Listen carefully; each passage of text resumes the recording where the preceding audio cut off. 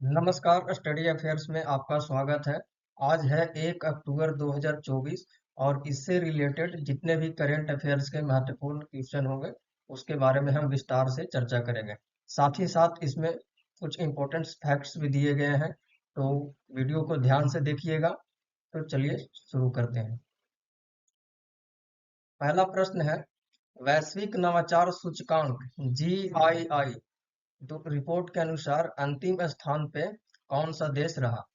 तो वैश्विक नवाचार सूचकांक 2024 के अनुसार अंतिम स्थान पे रहने वाला देश ये हो गया अंगोला। ये अंतिम स्थान पे रहा। जबकि वैश्विक नवाचार सूचकांक GII 2024 के अनुसार प्रथम स्थान पे कौन रहा था? तो स्विट्जरलैंड। चलिए इसके बारे में जानते हैं।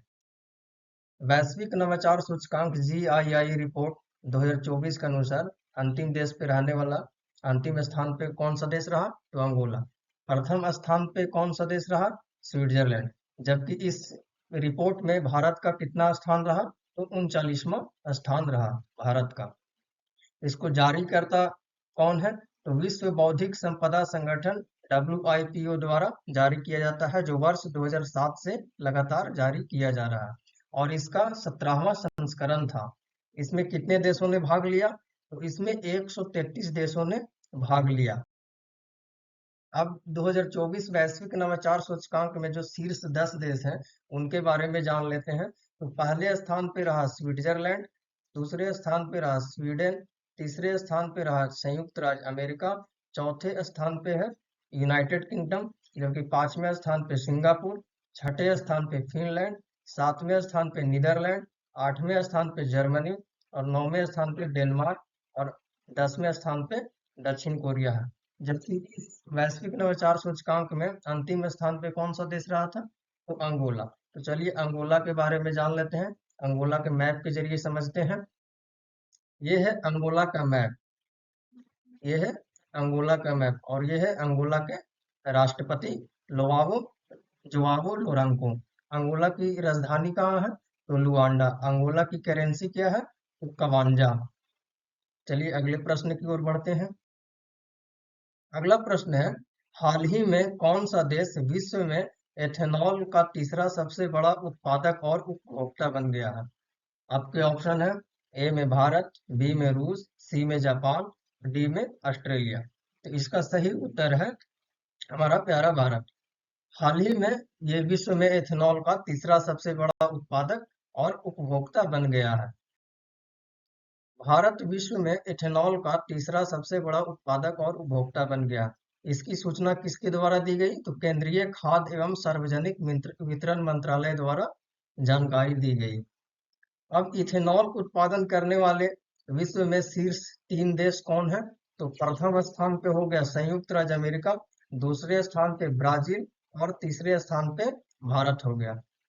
अब इथेनॉल क्या है इसके बारे में जान लेते हैं। तो इथेनॉल का रासायनिक सूत्र होता है C2H5OH। यह एक रंगहीन तरल पदार्थ है। इसे एथिल अल्कोहल के नाम से भी जाना जाता है। अगला प्रश्न है, हाल ही में किस फोरम ने वैश्विक आतंकवाद के खिलाफ एक संयुक्त मोर्चे की घोषणा की है?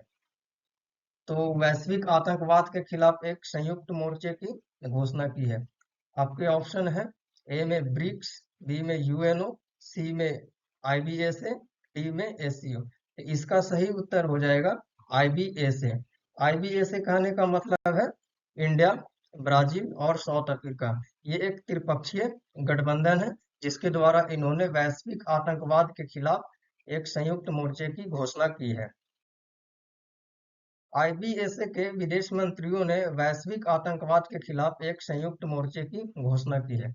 अब वैश्विक आतंकवाद क्या है इसके बारे में जान लेते हैं। तो यह अलकायदा जैसी कुख्यात संगठनों सहित संयुक्त राष्ट्र द्वारा सूचीबद्ध समूहों के खिलाफ सख्त कार्रवाई का आह्वान करता है। जैसे कि UNO ने अंतर्राष्ट्रीय आतंकवाद पर तेजी लाने के लिए नए सिरे से प्रतिबद्धता जताई है। IBSA क्या है? IBSA के बारे में यहाँ जान लेते हैं। तो यह एक त्रिपक्षीय मंच है जिसमें भारत, ब्राजील और दक्षिण अफ्रीका शामिल है। इसकी स्थापना वर्ष 2003 में की गई थी ब्रासिलिया घोषणा पत्र के अनुसार और इसका उद्देश्य जो था वो वैश्विक मुद्दों पर अपनी एक साथ राय रखना और नए अंतर्राष्ट्रीय व्यवस्था के निर्माण में योगदान देना। अगला प्रश्न है, हाल ही में किस राज्य के मुख्यमंत्री के खिलाफ एफआईआर दर्ज की गई है? कर्नाटक, आंध्र प्रदेश, केरल, तेलंगाना। तो हाल ही में कर्नाटक के मुख्यमंत्री के खिलाफ एफआईआर दर्ज की गई है। ये है कर्नाटक के मुख्यमंत्री एस सिद्धारमैया, इनके खिलाफ एफआईआर दर्ज की गई है। हाल ही में कर्नाटक के मुख्यमंत्री के खिलाफ एफआईआर दर्ज की गई है। किसके द्वारा एफआईआर दर्ज की गई है? तो कर्नाटक लोकायुक्त पुलिस द्वारा। और किस कारण के लिए इन इन पर एफआईआर दर्ज हुआ? तो भूमि आवंटन में अनियमितताओं के लेकर इन पर एफआईआर दर्ज किया गया। अब लोकायुक्त क्या होता है, इसके बारे में जान लेते हैं। तो लोकायुक्त भारत में राज्य स्तर पर भ्रष्टाचार विरोधी एक संस्था है। इसका केंद्र में एक लोकपाल होता है। इसकी स्थापना लोकपाल और लोकायुक्त अधिनियम 2013 के तहत हुई थी। जबकि इसकी संरचना, जो लोकायुक्त की संरचना है, वो सभी राज्यों में एक समान नहीं होती है। अपने अपने राज्य के अलग अलग नियम होते हैं। इसकी नियुक्ति कौन करता है?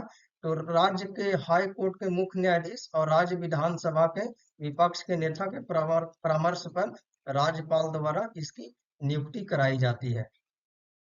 अगला प्रश्न है, किस डिजिटल कंपनी ने ऑगमेंटेड रियलिटी यानी कि AR ग्लास प्रोटोटाइप ओरियन का अनावरण किया है? तो आपके ऑप्शन है गूगल, यूट्यूब, मेटा, इंस्टाग्राम। इसका सही उत्तर हो जाएगा मेटा। हाल ही में मेटा ने augmented reality AR glass prototype Orion का अनावरण किया है। ऑगमेंटेड रियलिटी AR क्या है, इसके बारे में जान लेते हैं। तो AR का मतलब होता है यूजर एनवायरनमेंट में डिजिटल जानकारी के लिए रियल टाइम इंटीग्रेशन करना। इससे इसका मतलब है AR डिवाइस में कैमरे, सेंसर और छिपने जैसी सुविधाएं होती है और यह भौतिक दुनिया को कैप्चर करती है। अगला प्रश्न है, हाल ही में किसके द्वारा agro forestry missing for forest शीर्षक से एक वर्किंग पेपर जारी किया गया। EAC FM, EAC PM, EAC HM, EAC DM। तो ये जो agro forestry missing for forest शीर्षक से जो वर्किंग पेपर जारी किया गया, ये EAC PM के द्वारा जारी किया गया। हाल ही में प्रधानमंत्री की आर्थिक सलाहकार परिषद EAC PM ने agro forestry missing trees for the forest शीर्षक नाम से वर्किंग पेपर जारी किया। अब इस वर्किंग पेपर में जो मूल्य बातें कही गई है वो आपको बता देते हैं। तो इस पेपर में भारत में कृषि वाणिज्य की अपार क्षमता के बारे में बताया गया है, जिसका अभी तक उपयोग नहीं किया गया है। भारत में कुल कृषि भूमि का केवल 17% हिस्सा कृषि वानिकी के अंदर आता है, जो वैश्विक औसत से 43% कम है। अब इस कृषि वानिकी का महत्व क्या है? तो सागौन जैसे मूल्यवान पेड़ों से किसानों की आय में वृद्धि हो सकती है। मृदा जैविक कार्बन की मात्रा में सुधार किया जा सकता है। पेड़ों की कटाई के लिए केंद्रीकृत प्रणाली लागू करने की इस रिपोर्ट में सिफारिश की गई है। अगला प्रश्न है, अंतर्राष्ट्रीय अनुवाद दिवस किसकी पुण्यतिथि पर मनाया जाता है? Saint Jerome, Hawkins, Winston Churchill, Copernicus. तो इसका सही उत्तर हो जाएगा सेंट जेरोम। सेंट जेरोम के पुण्यतिथि पर अंतर्राष्ट्रीय अनुवाद दिवस मनाया जाता है। यह है सेंट जेरोम, इन्हीं के पुण्यतिथि पर अंतर्राष्ट्रीय अनुवाद दिवस मनाया जाता है। अंतर्राष्ट्रीय अनुवाद दिवस हर साल 30 सितंबर को सेंट जेरोम की पुण्यतिथि पर मनाया जाता है।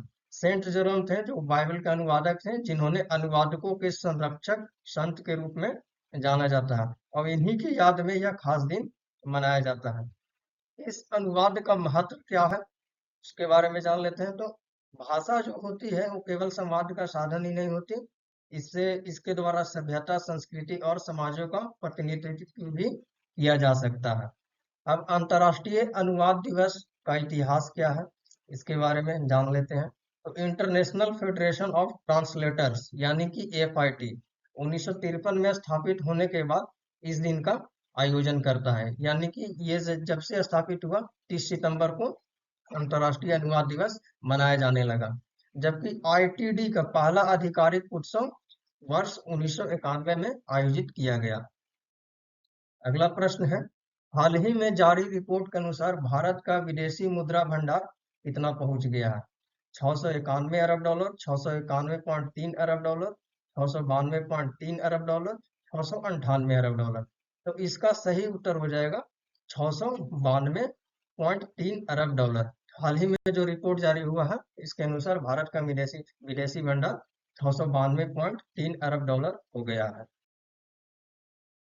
भारतीय रिजर्व बैंक यानी कि आरबीआई की ओर से जारी आंकड़ों के अनुसार देश का विदेशी मुद्रा भंडार 20 सितंबर को $692.296 अरब पहुंच गया है, यानी कि $692.3 अरब पहुंच गया है।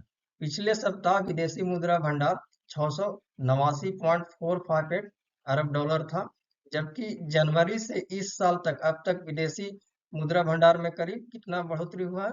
$69 अरब की बढ़ोतरी देखी गई है। विदेशी मुद्रा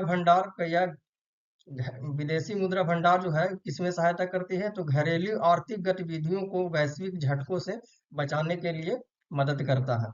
जबकि अगर वर्ष 2023 में देखा जाए तो भारत ने अपने विदेशी मुद्रा भंडार में 58 बिलियन अमेरिकी डॉलर जोड़े थे। अगला प्रश्न है, किस मंत्रालय द्वारा पर्यटन मित्र और दीदी पहल का शुभारंभ किया गया? संस्कृति मंत्रालय, पर्यटन मंत्रालय, ग्राम विकास मंत्रालय, शहरी क्षेत्र विकास मंत्रालय। तो इसका सही उत्तर है पर्यटन मंत्रालय के द्वारा हाल ही में पर्यटन मित्र और दीदी पहल का शुभारंभ किया गया। तो इसका आंसर हो जाएगा ऑप्शन बी, पर्यटन मंत्रालय। विश्व पर्यटन दिवस के अवसर पर पर्यटन मंत्रालय ने पर्यटन मित्र और पर्यटन दीदी नामक एक पर्यटन पहल की शुरुआत की। इसका उद्देश्य क्या है? तो पूरे भारत में पर्यटकों के अनुभव को बेहतर बनाने के लिए शुरू किया गया है।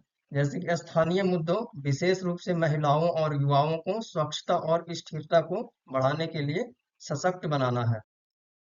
अब पर्यटन मंत्रालय द्वारा कुछ विशेष स्थान चयनित किए गए हैं और इन विशेष स्थानों में 6 पर्यटन स्थल पर यह कार्यक्रम चलाया गया, जिनमें वो स्थान है ओरछा मध्य प्रदेश, गांडीकोटा आंध्र प्रदेश, बोधगया बिहार, आइजोल मिजोरम, जोधपुर राजस्थान और श्री विजयपुरम अंडमान निकोबार द्वीप समूह में यह कार्यक्रम चलाया गया।